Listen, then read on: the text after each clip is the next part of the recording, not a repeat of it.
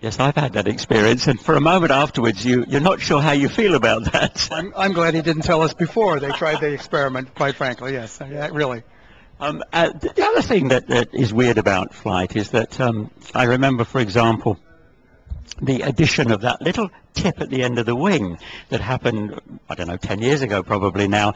Prior to that, there weren't any, and suddenly it changed the whole way in which they looked at air over a wing. Yes, well, whenever you get a large aircraft taking off, you always get wingtip vertices, and that's the rolling of the wind around the edge of the wing. Now, that's dangerous when you're in an aircraft environment where you have small aircraft and large aircraft using the same runway, because what happens is at that point of departure, those swirling winds stay there. And if they don't get the proper spacing between the next aircraft that takes off, if it's a small aircraft, it could get involved in that and just literally tip over. So when they curved the wing up, they broke that vertice. So you don't get nearly as much rotation of wind as the aircraft breaks the ground. Very interesting, very interesting. In there we had, one person asked you about the future. Obviously, we can't see into the future, but talking about money, cost, and maintenance. Yes, I think we're in a difficult time for the airlines because they're competing for the number of people that are sitting in a seat. AirAsia has done an amazing job. They offer free seats. Now, if you're another airline, how are you going to compete with free seats? And yet you ask yourself, how can AirAsia offer free seats when they have the same requirements for pilots, for maintenance, and the purchase of certified aircraft that everybody else has? And the answer is, first of all, their management is wonderful. They don't pay their pilots much, okay? They're very rigid about their requirements, seating requirements, baggage requirements. Baggage is a biggie because that's whatever weight you're lifting off the ground, that's cost and fuel, and that's the bottom line is cost. And I'm sure they don't skimp on their maintenance, but they have all brand new airplanes. So since they have brand new airplanes, there's a long-term requirement that is not required for major items for a long time. So that brings the cost per flight hour down initially. When you start getting, one of the things that AirAsia has done is they had some 737s when they first started, and they're discovering that 737s are a maintenance, not a nightmare, but just a maintenance headache. They've caused lots of delays, and they cost a lot of money to maintain. So they're getting rid of them, and they're getting all new Airbuses. Now, that's not to say Airbus is better than Boeing, but it's a new aircraft versus an old aircraft. So it's a difficult balancing act, and it would be tempting for airlines to shortcut maintenance to get the bottom line, which is more people in the seats for less money. Now, when you were flying as a job, it may have been a few years ago now, but I'm pretty sure that it wasn't just a job. Did you really have the thrill of flying? Yes, I did, especially as an instructor pilot. There were two particular incidents that I think were really cool. One time we were flying a night flight out over Hagerstown, Maryland, I think it was, and it was a crystal clear night.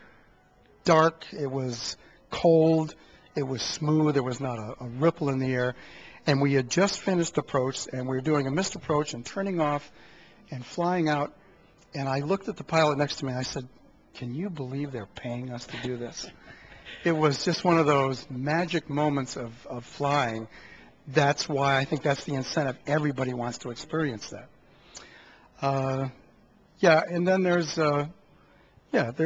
moments that I used to love to instruct instructor pilots, because then I could play the stupid pilot. You know, he'd tell you to turn the radio on, and you'd turn on some heater. Yeah. And then he'd look down and go, "That's not what I told you." "Oh, I didn't know where it was." And so in order to train him to be aware of everything, you made purposeful mistakes. Now, in the flight regime, that could be dangerous, because I have to put the aircraft in situations that are not normal so that he recognizes to recover the aircraft on his own. Now, he knows that I'm in charge of the airplane, but I'm acting as the student, and he has to act like he's in charge of the airplane. And yet, as a person actually in charge of the airplane, I cannot allow the airplane to get into an envelope that I can't recover. So there was a fine difference between flying normally and flying totally out of control, flying somewhere in the middle to train him to be able to take the controls when he needs to. But it was fun. I got to play the stupid student as an instructor. It's great. Flying is fun, I have to say. You were a pilot of a Chinook when you were much younger, and certainly over here in Asia, I think, as well. I did about 4 hours one day on a Chinook, and I have to say it was one of the most terrifying things I have ever done, and I don't really want to do it again. Chinooks have 5 transmissions and 2 engines. It's one of the noisiest aircraft in the world. I think just standing next to a running Chinook, the decibel level is like 115, and without some kind of ear protection, if you work in that environment, you will lose your hearing, and many Chinook pilots have. I still think the best airplane I flew was a Sky Crane. Now, it was a marvelous machine. It was built by Sikorsky as his last pet project. It had many automatic features in it. It was smooth as silk, and it had massive power. We used to do a demonstration for students when the fuel was low. I used to go north of our training area. There was a small airport up there and not much traffic, no traffic to speak of.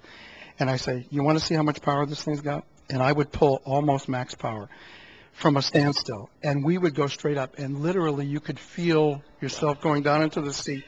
And you know those shots that they show from rockets where the ground drops away and it's taking off? That's what the first 2,000 feet felt like. It just dropped away. Right. And the students were like, wow. I said, that's how much power you've got available to you, so be careful with it. But it was wonderful. Aviation's a wonderful career. Do it. Do it and fly as often as you can, because somebody needs the money, that's for sure. There we are. You see, we have some really, really interesting things. Today was one of those. Thank you, Roger Fox, for coming along. 3 times at least you've been with us now with 3 totally different subjects. So we'll have to think of what you could do next time for us. Let's talk about carpeting. Carpeting? No. Okay.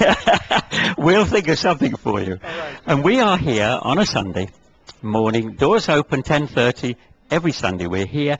We're at the Grand Soleil on Paddy's Second Road, Paddy Expats Club. Come and see us. We would be delighted.